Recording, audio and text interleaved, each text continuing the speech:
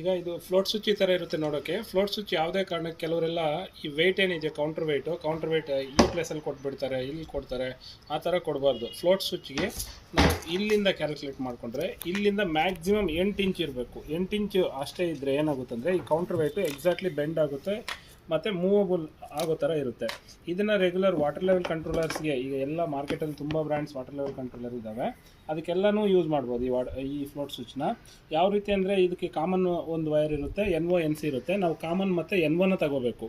ಎಲ್ಲ water level controller ಏನು ಇವಾಗ ನಾವು ಬ್ಯಾಂಗ್ಳೂರಲ್ಲಿ ನೋಡ್ತಾ ಇದ್ವಿ ಎಲ್ಲ NO ಮೇಲೆ ಕೆಲಸ ಮಾಡ್ತಾ ಇರ್ತದೆ.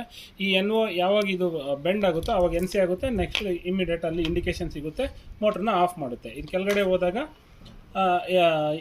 ಓಪನ್ ಆಗಿಬಿಡುತ್ತೆ, ಇಂಡಿಕೇಟ್ರೆಲ್ಲ ಹೋಗಿಬಿಡುತ್ತೆ, ಮೋಟ್ರು ಆನ್ ಆಗುತ್ತೆ. ಈ ರೀತಿ ವರ್ಕ್ ಮಾಡ್ತಾ ಇರುತ್ತೆ. ಈ ಥರ ನೋಡ್ಕೊಂಡು ನಾವು ವಾಟರ್ ಲೆವೆಲ್ ಕಂಟ್ರೋಲರ್ಗೆ ಹಾಕ್ಕೋಬೋದು. ಫ್ಲೋಟ್ ಸ್ವಿಚ್ ಯೂಸ್ ಮಾಡಿದಾಗ ನಾವು ಸಿಂಗಲ್ ಟ್ಯಾಂಕ್ ಕಂಟ್ರೋಲರ್ನ